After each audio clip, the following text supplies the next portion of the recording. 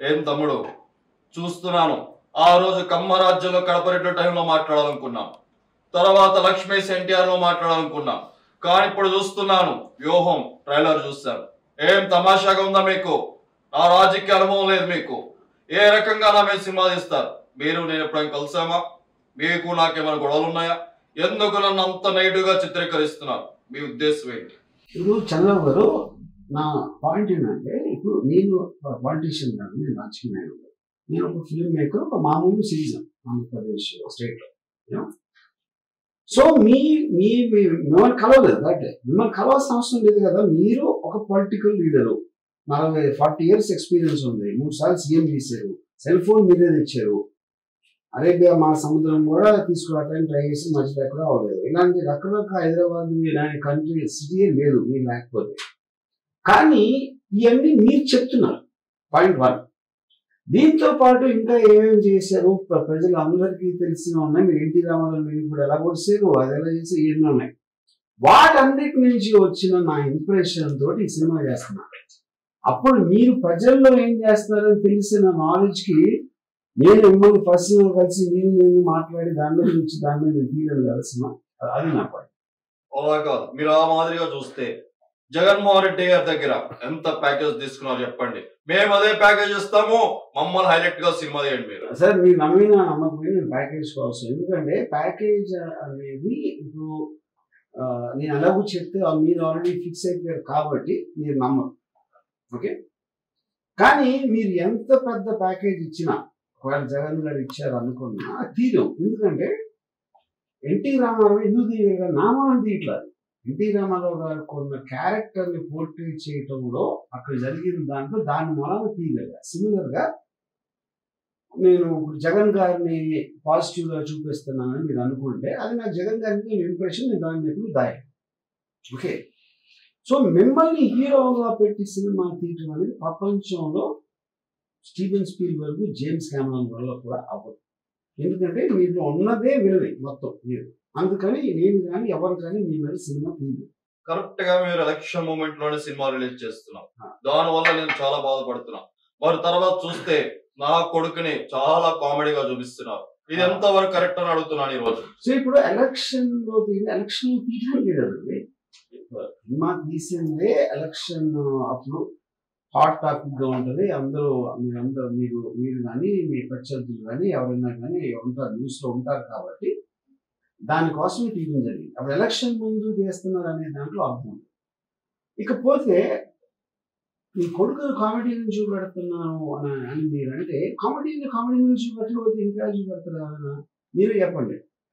అది మీరు చెప్పగలిగితే నేను చంద్రబాబు నాయుడు ఫిల్మ్ ఇన్స్టిట్యూట్లో వచ్చి నేను మళ్ళీ నేర్చుకోవడానికి ట్రై చేస్తాను. మీరు ప్రయత్నం చేయండి. తదుపరి మీకు ఒకటే చెప్తున్నాను వార్నింగ్, రాబోయే ఎలక్షన్ నేనే గెలుస్తాను. అప్పుడు చూస్తాను, మీకు ముంబై మాఫియా ఉండొచ్చు, దావుద్ ఇబ్రహీం ఉండొచ్చు, కానీ రాబోయే ఎలక్షన్స్ లో విజయం వచ్చిన తర్వాత అప్పుడు చూద్దాం తమ్ముడు. అప్పటి వరకు నేంటో చూపిస్తాను. ఏం చూస్తారు అయ్యారు అనుకుందాం, ఏం చేస్తారు అప్పుడు? అంటే ఏదో చేసేసి మీ గ్యాంగ్ తీసుకొస్తారా, లేకపోతే మీకున్న పోలీస్ వ్యవస్థని మీ నౌకర్లాగా వాడుకుని ఏమన్నా చేస్తారా? అది కూడా చెప్పండి. నేను గెలిచాక చూపిస్తాను నేనేంటాను. Okay, thank you sir. అంటే నాకు ఒకటే చెప్తున్నాను, ఇప్పుడు చంద్రబాబు నాయుడు గారి గురించి మీరు నా అభిమానం అంటున్నారు. మీరు అభిమానం చెప్పి నన్ను ఈరోజు ప్యాకేజ్ ఇస్తారు అని చెప్పి ట్రైలర్లో చూపించడం అది ఎంతవరకు కరెక్ట్ వరం గారు మీరు చెప్పండి. ప్యాకేజ్ స్టార్ అని నేను చెప్పలేదు, చంద్రబాబు నాయుడు మీ గురించి చెప్పారు, అది నేను చూపించాను. నేను కెమెరాతో అక్కడ ఉన్నాను కాబట్టి అది నేను తీశాను. నేను ప్యాకేజ్ స్టార్ అని ఎప్పుడు నేను చెప్పలేదు. సో చంద్రబాబు క్యారెక్టర్ ఆఫర్ చేశాను, ఆఫర్ చేసింది మీరు స్వీకరించారని కూడా నేను చెప్పలా. నేను చర్యలు చూస్తాం, ఇంకొకసారి చూడండి. ప్యాకేజ్ ఇస్తా అన్నారు, దాని మీద మీరు ఏమి రియాక్షన్ ఇవ్వలేదు కదా, అప్పుడు తీసుకున్నారా లేదా అనేది సస్పెన్సే కదా, నేను చూపించింది అదే. మీరు వ్యక్తిగతంగా ఏ ఇంటర్వ్యూలో చూసినా నేను పవన్ అభిమాని అంటారు. అభిమాని ఎప్పుడు కూడా తనకు నచ్చిన హీరోని నెగిటివ్ గా చూపించకూడదన్న విషయం మీకు ఎందుకు తెలియదు? ఇప్పుడు అభిమాని అనే దానికి నిజమైన అభిమానికి అర్థం ఏంటంటే, తను అభిమానించి అతను చాలా బాగుండాలి, పైకి వెళ్ళాలి, అతను అనుకున్నది సాధించాలి అనుకున్నవాడే నిజమైన అభిమాని. ఊరికని మీ మొహం చూపిస్తే చప్పట్లు కొట్టి దీని కాకులాగా మన మేకలాగా అరిస్తే అదే అభిమానం అని మీరు అనుకుంటే నేనేం చేయలేదు. నేను కేవలం మీ మంచి కోరే నేను ఇచ్చి చెప్పిన ప్రతిదీ ఒక ఉచిత సలహా. తీసుకోవడం తీసుకోపోవడం అనేది మీ జ్ఞానం మీద ఆధారపడదు. తర్వాత నాకు చాలా మంది వాట్సాప్ చేస్తున్నారు. నేను ధర్నాకి వెళ్ళినప్పుడు, చంద్రబాబు గారు అరెస్ట్ అయినప్పుడు, నేను పడుకున్నప్పుడు రోడ్డు మీద పడుకున్న ఫోటో కావచ్చు, ఎక్కడ బండ మీద పడుకున్నప్పుడు ఫోటో కావచ్చు, లేదంటే మీరు ట్విట్టర్ లో ప్రతి ఫోటోని ఎడిటింగ్ చేసి పెట్టడం వల్ల నా మనసు చాలా బాధ అనిపిస్తూ ఉంటుంది. ఎప్పుడు ఎందుకులే, సరే మనం మాట్లాడదాం, ఒక సమయం వస్తే సహిస్తాను, ఒక సమయం వచ్చినప్పుడు ఖచ్చితంగా వర్మని ప్రశ్నించాలనుకున్నాను. ఇప్పుడు ప్రశ్నిస్తున్నారు, దానికి సమాధానం చెప్పండి. ఇప్పుడు మీరు ప్రశ్నించిన, నా దవడ పగలగొట్టిన, నా బట్టలు తీసి పరిగెత్తించిన, లేకపోతే గుంకి పిసికి చంపేసిన, అది ఆలోచన మీకు ఉండొచ్చు. కానీ అలా చేస్తే నన్ను కాదు, ఎవరిని చేసినా మీరు ముందు బొక్కలో పెడతారు. ఇది వ్యవస్థ, నేను కాదు ఎవరు కాదు. ఇక పాయింట్ ఏంటంటే, ఇప్పుడు నేను అది పెట్టినప్పుడు అది ఉన్నది నేను పెట్టింది కదా. మీరు పబ్లిక్ డొమైన్లో ఉన్నారు, మీరు ఒక సూపర్ స్టార్, మీరు ఒక పాలిటీషియన్. సో పబ్లిక్ డొమైన్లో ఎవరు ఉన్నా సరే, ఎవరైనా సరే వాళ్ళ తోచిన విధంలో ఒక రెస్పాండ్ అవ్వచ్చు దానికి. అప్పుడు నేను 1 month ముందు మీ ఫోటోలు పెట్టాను వ్యూహంలో. మీరు అది చూసి అప్పుడు సిబిఎన్ గారు అరెస్ట్ అయినప్పుడు నా ఫోటోలు కాపీ కొట్టేది నేను మీ మీద అభియోగం పెడితే ఏం చేస్తాను మీరు? అప్పుడు నా ఫోటోలు నేను తీసింది అదే పోజ్లో అక్కడ మీరు కూర్చుంటే మీరు నా ఫొటోస్కి మీరు వాలిడేట్ ఇస్తున్నారు. మీరు ఆల్రెడీ చేసిన దాన్ని నేను ఇమిటేట్ చేసినప్పుడు మీరు చేయొచ్చు, కానీ నేను చేసిన తర్వాత మీరు పెడితే అప్పుడు ఎవరెవరిని అడగాలి? ఇది ఒకసారి ఆలోచించు. అంటే మీ వ్యక్తిగతంగా మీరు సమాధానాలు బాగానే చెప్తారు, కానీ రాత్రిపూట అంటే ఏ హీరో మీద చూపించిన విధానం కరెక్ట్. మీరు నన్ను ఎందుకు ఫోకస్ చేస్తారు? అందరికన్నా మీరు ప్రతి హీరో కాబట్టి ఒకటి, నేను 2 మీరు ఒక్కరే పాలిటీషియన్ కాబట్టి, 3వది అడ్డదిడ్డంగా ఏమి కన్సిస్టెన్సీ లేకుండా మాట్లాడే వ్యక్తి మీరు ఒక్కరే కాబట్టి. దానివల్ల అభిమానులు దాడి చేస్తున్న భయం లేదా మీకు? సార్ మీ అభిమానులు, నేను చెప్తాను అది అయిపోయింది ఇందాక, అది ఎవరెవరైతే ఆ ఫ్రంట్ బెంచ్ మీ మీటింగ్ దగ్గర ఉండి కైకి నడుస్తారో వాళ్ళు ఫస్ట్ మీ అభిమానులు, వాళ్ళ బుర్రలేదు వాళ్ళు. మీ అమ్మాయి లేరంటలేదు, కోట్ల మంది ఉన్నారు. మా మదర్ కూడా మీ అభిమాని. వాళ్ళు మీ సినిమాని మిమ్మల్ని అభిమానిస్తారు. మీటింగుల దగ్గరకు వచ్చి అరిసే వాళ్ళ గురించి మీరు క్యారీ అయిపోయి మీ అసలు అభిమాని మీరు దూరం చేసుకున్నారు. దాంట్లో మా మదర్ మేము కూడా ఉన్నాం. వెనుకలో మోడీ గారు ఉన్నారు, ఆ విషయం మీకు తెలియట్లేదు. మోడీ గారు లాంటి వ్యక్తిని నేను ఈరోజు ఎంతగానో నేను ఆయన వెనక నుండి ఇదంతా చేస్తున్నా. అనంత గొప్ప వాళ్ళు ఉన్నప్పుడు కూడా మీరు కొంచెం కూడా భయం లేకుండా నా గురించి నెగిటివ్ ప్రచారం చేస్తున్నారంటే, నేను మళ్ళా చెప్తున్నాను, ఈ 29వ సినిమా ఏ రకంగా రిలీజ్ అయ్యిద్దో, ఎలా రిలీజ్ చేస్తారో చూస్తా. ఇది ఒకటి, మీరు మోడీ వెనకాల ఉన్నదన్నారు. నేను ఏ ఫోటో చూసినా మీరు మోడీ వెనకాల ఉన్నారు, మోడీ వెనకాల లేడు. పాయింట్ 1, అది అక్కడ రాంగ్ ఇన్ఫర్మేషన్. సెకండ్ పాయింట్, ఇది చేస్తా అది చేస్తా మీరు చెప్తానే ఉన్నారు. ఎవరినో బట్టలు ఇప్పిస్తా, లేకపోతే చొడి చేస్తా, చంపేస్తా అని మీరు పొద్దున్న లెగిస్తే పగడబ్బాలు పలుకుతూనే ఉంటారు. అది ఎంతవరకు ఒక్కటి కూడా గమనించి రాలేదు. సో అలాంటప్పుడు అందులో భాగంగానే ఇది కూడా నేను ఒక empty vessels make lot of noise అని ఇంగ్లీష్లో ఒక సామెత ఉంది. అది ఒక్కసారి మీరు 2 లక్షల పుస్తకాలు చదివారు కాబట్టి ఆ పర్టికులర్ ఫేస్ అర్థం ఏంటో ఒకసారి అర్థం చేసుకోండి. అంటే ఈ సినిమా ట్రైలర్ చూస్తున్నప్పుడు ఏదో అన్నయ్య నేను నిజంగా మాట్లాడుకున్నట్టు, అన్నయ్య నాకేదో సలహా ఇస్తే అన్నయ్య మాట వినకుండా నేను వెనక్కి వెళ్ళిపోయి, మీరు చూసినట్టుగా ఈ ట్రైలర్ లో ఎందుకు అన్నయ్య ఇన్వాల్వ్మెంట్ చేయాల్సి వచ్చింది? నాకు చాలా బాధ అనిపిస్తుంది మీరు అన్నయ్య ఇన్వాల్వ్మెంట్ చేయడం. అదే ఇప్పుడు మీ అన్నయ్య కూడా పొలిటికల్ పార్టీ, అన్నయ్య కూడా ఫిల్మ్ స్టార్ మీలాగే. మీరే మీ అన్నయ్య షూస్ సాక్స్ వాసన చూస్తారని చెప్పారు, అన్నిట్లో అన్నయ్యని తీసుకుంటారని మీరే చెప్పారు. నేను చెప్పాను అలాంటి వాటిలో ఇంత పెద్ద నిర్ణయం పార్టీ పెట్టి దాంట్లో మీరు ఎంతో కొంత మీ అన్నయ్యని చెప్పకుండా ఎట్లా ఉంటారు? ఇదే విషయం అది అందరికీ తెలుసు, మీకు తెలుసు. సో అలా చెప్పింది, అలా ఉన్నది, అలా అలా అదే నేను ఇచ్చాను. నిజంగా వర్మ రాజకీయాలకు దూరం అయ్యే సినిమాలో ఎంతో ఉత్సాహం ముందుకెళ్తున్న నన్ను ఈ ట్రైలర్ లో పెట్టి వివరమైతే గాని శౌరమైతే గాని వివరం రాదు అన్న డైలాగులు పెట్టావు. నిజంగా మీరు నేను తమ్ముడు పెడుతున్న పార్టీకి నాకు ఎటువంటి సంబంధం లేదు, తమ్ముడికి సలహా మాత్రమే ఇవ్వగలుగుతాను.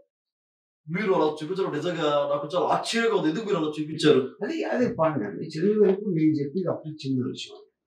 ఇప్పుడు మీరు ఒకే ఇంట్లో వచ్చి అంత అనుబంధాలు ఉన్న అన్నదమ్ములు అని అందరికీ కథ వినిపించి మీరు స్టేజ్ మీద ఫిలిం ఈవెంట్స్ లో అంత చెప్పిన తర్వాత 100% ప్రజారాజ్యం పార్టీ అనేది ఫీల్ అనేది కదా జనసేన పార్టీ పెట్టింది. ఎందుకంటే తమ్ముడుగా మిమ్మల్ని ఏమి అనలేక ఆయన ఇంకో పార్టీ పెట్టుకున్నాడు. అప్పుడు మీరు అంత కష్టపడి పైకి వచ్చే పెద్ద స్టార్ అయ్యి మీ తమ్ముడు అవ్వటం వలన తనకు వచ్చిన బూస్ట్ తోటి తను కూడా స్టార్ అయ్యి దాని తర్వాత మిమ్మల్ని మీరు చేసింది కరెక్ట్ కాదు నేను చేస్తా ఇప్పుడు అని జనసేన పార్టీ పెట్టినప్పుడు ఆ జనసేన పార్టీ కూడా అత్యంత దారుణంగా ఓడిపోతే ఎంతో కొంత మీకు ఆనందం కలగకుండా ఎట్లా ఉంటుంది అన్నయ్య చెప్పండి. మనిషి అన్నవాడుకి ఉండకుండా ఉంటుందా అనేది అది ఊహించి నేను చేశాను. అది మీరు అనుండొచ్చు, బయట అనుండొచ్చు, లోపల అనుకుండొచ్చు, ఇంట్లో జరిగి ఉండొచ్చు. సినిమా అనేది ఇంటర్ప్రిటేషన్. గాంధీ కస్తూర్బాతో గాంధీ సినిమా తీస్తే గాంధీ కస్తూర్బా బెడ్డు ఏమాడుకున్నారు డైరెక్ట్గా ఎట్లా తెలుస్తుంది? ఏ సినిమా అయినా కూడా ఇంటర్ప్రిటేషన్.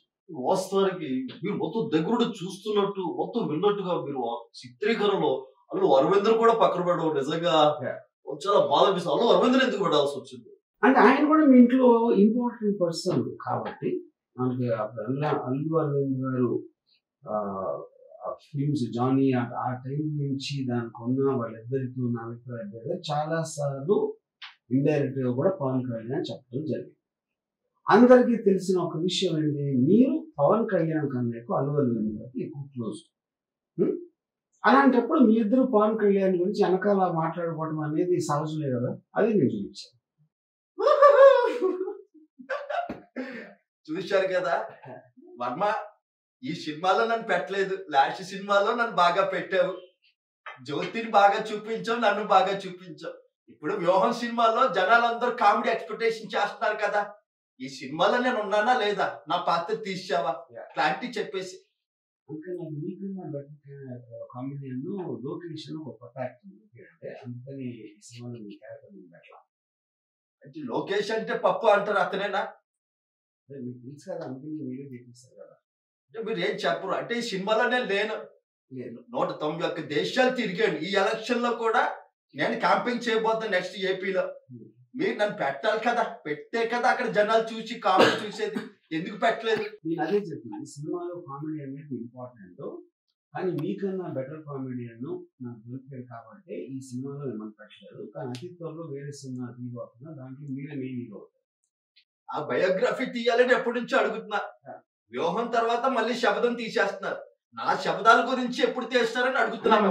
అంటే మీరు మాట్లాడుతున్నారు, మీరు నెక్స్ట్ టైం ఎప్పుడు అన్ని చోట్ల ఎలక్షన్ పోటీ చేస్తుందో ఏ సంవత్సరం ఎప్పుడైనా అయితే ఆ రోజున ఉట్టి మీరు ఒక్కరే ఉంటారు, ఏకపాత్ర అంటూ మీ మీద వస్తున్నారు సార్. తప్పకుండా కావాలంటే జ్యోతి కూడా యాక్ట్ చేస్తుంది, మంచి జ్యోతి యాక్టింగ్.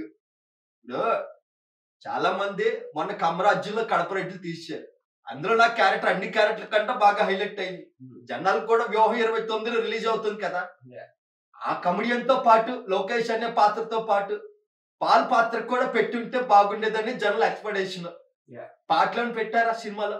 జనాలు ఎక్స్పెక్ట్ చేస్తున్నారని మీరు అనుకుంటున్నారండి. ఎందుకంటే మీకు వచ్చిన చోట ఓట్ల నంబర్ చూస్తేనే అలాంటి క్రౌడ్ జనాలు అని ఎవరు అనరండి. లక్షల్లో ఉంటే జనాలు అంటారు. 2000 3000 ఓట్లు వచ్చిన మీరు జనాల ఎక్స్పెక్టేషన్ అంటే ఆ జనాల కామెడీయా మీరు కామెడీ అన్నమాట. సర్వే జన సుఖినో భవంతు, సర్వజనులు సంతోషంగా ఉండాలని నాన్నగారు ఆశీస్సులతో ఈ రోజు పార్టీని స్థాపించి ఎంతో విజయవంతంగా ముందుకెళ్తున్న సమయంలో వర్మ, అటు నా అల్లుడిని అలాగే బావగారిని నేను ప్రతిసారి నీతో చర్చించాలనుకున్నా, కలిసినప్పుడు బాగానే మాట్లాడతాం, కానీ కరెక్ట్ గా ప్రతి ఎలక్షన్ మూమెంట్ లో మొన్న బావగారు జైలుకి వెళ్ళి వయసు పెద్దవైనా ఎన్నో ఇబ్బంది పడి వచ్చారు. ఇప్పుడు ఈ చిత్రంలో మళ్ళా ఆయన అలా చూపించడం, అల్లుడిని అలా చూపించడం, నా పిల్లల బాధపడడం, ఇవన్నీ అవసరమా తెలుగు పరిశ్రమలో? అవసరం కనుక చేశాను కదండి. అది టోటల్ దాంట్లో మీరు చెప్పిన అన్నింటి దాంట్లో నా టార్గెట్ నేను ఎందుకు తీసాను అన్న దాన్ని ఆబ్జెక్టివ్స్ రీచ్ అవ్వడానికి నేను చేశాను. మీరేమో అంత పెద్ద కుటుంబంలో ఎన్టీ రామారావు గారి కొడుకు మీరు చేసి అక్కడ ఆ టైంలో మీరు మీ ఓన్ ఫాదర్కి మీరు వెన్నుపోటు పొడిసిన వాళ్ళతో మీరు చేరి అవన్నీ చేసి దాని తర్వాత అన్ని సంవత్సరాలు అయ్యాక మీరు ఆహా ఛానల్లో దానికి జస్టిఫికేషన్ ఇవ్వడానికి కూడా మీరు సీరియల్గా ట్రై చేస్తే, నా ఉద్దేశంలో మార్వలిస్టిక్గా మాట్లాడితే రియలిస్టిక్గా కాకుండా అది మీరు ఇంకా పెద్ద వెనుకూడి పొడిచారు సీరియల్ గారు కన్నా ఎక్కువ మీ ఫాదర్ అని నా ఉద్దేశం. అంటే తెలుగు చలనచిత్ర పరిశ్రమలో ఎంతో మంది ఉన్నారు, అందరి మీద తీయకుండా కేవలం అంటే ఒక బాలకృష్ణ ఉన్నాడు అనే భయం లేదా మీకు? నాకు ఎవరి మీద భయం లేదండి. నేనంటే నేను కూడా భయపడ్డాను. దాని వల్ల నాకు తెలియదు అది. సో పాయింట్ అది ఇప్పుడు నేను మీకు సినిమా తీయను, మీరు నాకు చేయరు, నాకు అది తెలియదు. ఇంకా పర్సనల్ గా నేను ఒక సిటిజన్ గా నా ఒపీనియన్ చెప్తున్నాను సినిమా. కేవలం ఎందుకు బావగారిని మాత్రమే టార్గెట్ చేయాల్సినటువంటి పరిస్థితి? చాలా రాజకీయ నాయకులు ఉన్నారు, ఎన్నో ఉన్నాయి. నేను కూడా పార్టీలో కీలకమైనటువంటి వ్యక్తిగా ఉన్నాను. అలాగే ఆయన అల్లుడు పాదయాత్ర చేస్తున్నాను. ఈ వ్యూహం ట్రైలర్ లో మొత్తం అల్లుడు జంతుకులు తిన్నట్టుగా అది చిత్రీకరించడం, తర్వాత బావగారిని అన్ని ఎందుకు తెలుగు పరిశ్రమ అంటేనే మన ఇద్దరం ఒక అన్నా తమ్ముళ్ళలాగా కలమ్మ తల్లి బిడ్డలాగా ఉండాలి. ఏ డైరెక్టర్ చేయని పని కేవలం మీరు మాత్రమే చేస్తున్నారంటే అది తెలుగు సినీ పరిశ్రమలో ఎంతవరకు సమన్వయం? ఇప్పుడు మీరే పవన్ కళ్యాణ్ గారికి వచ్చే వాళ్ళు ఆలోచన అంటారు, మీరే బ్రెడ్ వేరు బ్రీడ్ వేరు అని మీరే అంటారు. సెగ్రిగేషన్ చేసినంత ఫస్ట్ మీరు, ఫస్ట్ ఆఫ్ ఆల్. దాని తర్వాత తెలుగు ఇండస్ట్రీ అంతా కళాన్ని కలిగి అంటే మీరే పాయింట్ 1. దాని తర్వాత జంతికలు చూపిస్తున్న అల్లుడిని అంటే నేను చెప్పాను అది లొకేషన్ నేను చెప్పాలి. మీరు అనుకుంటే మీకు తెలుసు కాబట్టి మీరు ఎందుకు అనుకుంటున్నారు, కానీ ఎప్పుడు తింటాం ఉంటాం మీరు చూశారు కాబట్టి మీరు ఇన్ఫర్ చేస్తారు. అప్పుడు అది మిమ్మల్ని మీరు ప్రశ్నించుకోవాల్సిన ప్రశ్న నన్ను అడగటం కాదు. చివరిగా సూటి ప్రశ్న, ఎందుకు చంద్రబాబు అంటే ఇష్టం లేదు, ఎందుకు జగన్మోహన్ రెడ్డి అంటే మాత్రం ఇష్టం? ఎందుకు మీరు జగన్మోహన్ రెడ్డికి మిగతా ఇప్పటికీ చాలా చిత్రాలు లక్ష్మీ ఎన్టీఆర్ ఆ సమయంలో కూడా చాలా ఆవేశపడినటువంటి సందర్భం, మరలా ఇప్పుడు ఇది ఎందుకు దీనికి క్లియర్ ఆన్సర్ అండి. December 29th మీరు ఏదైనా మీకు చాలా విలువైన సమయంలో 2 గంటలు కేటాయించి వ్యూహం సినిమా చూస్తే మీకు క్లియర్ కట్ సమాధానం వచ్చేస్తుంది. సరే, నేను కూడా పెద్ద బడా నిర్మాతలు నేనే ఒక ఎన్టీఆర్ ఆర్ట్స్ తరపు నుంచి మీకు ఇస్తాను. నాన్నగారి మీద ఒక అద్భుతమైన బయోపిక్ తీయండి.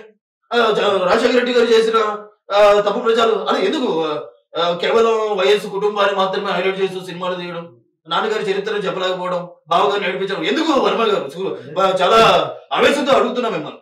డెఫినెట్ గా మంచి ఐడియా అండి. అప్పుడు మీరు చంద్రబాబుతో కలిసి మీ ఇద్దరూ కలిసి మీ ఫాదర్ని ఎలా వెన్నుపోటుకొచ్చారు అనే ఒక దాని మీద చాలా డీటెయిల్ గా సినిమా తీయడానికి మంచి డ్రామా ఉంటుంది. అది మీరే ప్రొడ్యూస్ చేస్తానంటే నాకు ఏమాత్రం అర్థం కాదు. ఏదైనప్పుడు కూడా 29న సినిమా ఏ రకంగా రిలీజ్ చేస్తారో, ఏ రకంగా థియేటర్లో అవుతే నా తెలుగు తమ్ముడు సత్తా ఏంటో, నందమూరి అభిమానుల యొక్క సత్తా ఏంటో చూపించే సమయం నాకు వచ్చింది, బావగారికి వచ్చింది. అలాగే నా తమ్ముడు కళ్యాణ్ అభిమానులు కూడా అందరూ చూస్తారు. 29న మీరు ఒక్కలే, మేము ముగ్గురు. మీ వైపు జగన్మోహన్ రెడ్డి ఉండొచ్చు, ఎవరైనా ఉండొచ్చు, ఆర్జీవి ఎంతైనా ఉండొచ్చు, కానీ ముగ్గురు కలిస్తే ఏ రకంగా థియేటర్లో ఆడతారో రిలీజ్ చేస్తారో మేము చూస్తాం. ఇప్పుడు రజనీకాంత్ సినిమా చూస్తుండ్రు, సినిమా ఒకటే సింగిల్ గా వస్తుంది. అలాగా మీరు ముగ్గురు వస్తున్నారు, నేను సింగిల్ గా వస్తున్నా, అలాగే జగన్ కూడా సింగిల్ గా వస్తున్నారు. అంటే మీరంటే వెనకాల జగన్, నాకు తెలిసి ఇదంతా వెనకాల నాకు వెనకాల ముందు ఎవరు ఉండండి. ఇందాక అన్నట్టు ఎవరు వెనకాల అది ఉండాల్సి, మీరు అందరూ పక్క పక్కన అంటారు, ఒకరు కనిపించరు, ఒకరు మాయమైపోతారు, ఒకరు మళ్ళీ తర్వాత వస్తారు. అంత ఇన్కన్సిస్టెన్సీ ఉన్న గ్రూప్ కి నేను ఫస్ట్ నుంచి నేను ఒకదాని మీద నిలబడుతున్నాను.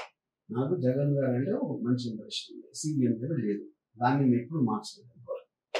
మీరు సిబిఎన్ అంటే ఇది అది, లోకేష్ అంటే అది అని ఒక టైంలో గ్రూపులు ఇచ్చారు, ఇప్పుడేమో వాళ్ళు లాంటి మనుషులు లేరు అంటున్నారు. అది మీరు ఆలోచించాల్సిన విషయం. సరే, 29లో చూద్దాం. సై అంటే సై, ఎవరు గెలుస్తారో, ఏ రకంగా ఒకవేళ సెన్సార్ వాళ్ళు సమయం మీకు ఇచ్చిన 29న థియేటర్కి వచ్చిన థియేటర్కి జనాలు రావాలి, ఆ థియేటర్లో సినిమా పడాలి. అప్పటి వరకు సమస్తం యుద్ధానికి సిద్ధంగా మేము ఉన్నాము, మీరు కూడా సిద్ధంగా ఉండండి. ఇప్పుడు డైలాగ్ చెప్పడానికి అఖండ కాదు, లెజెండ్ కాదు, ఇది రియల్ లైఫ్. రియల్ లైఫ్ లో కూడా ఎన్నో రియల్ లైఫ్ లో హీరోలు అనేవాళ్ళు ఉండవు, వ్యవస్థ అనేది ఉండదు.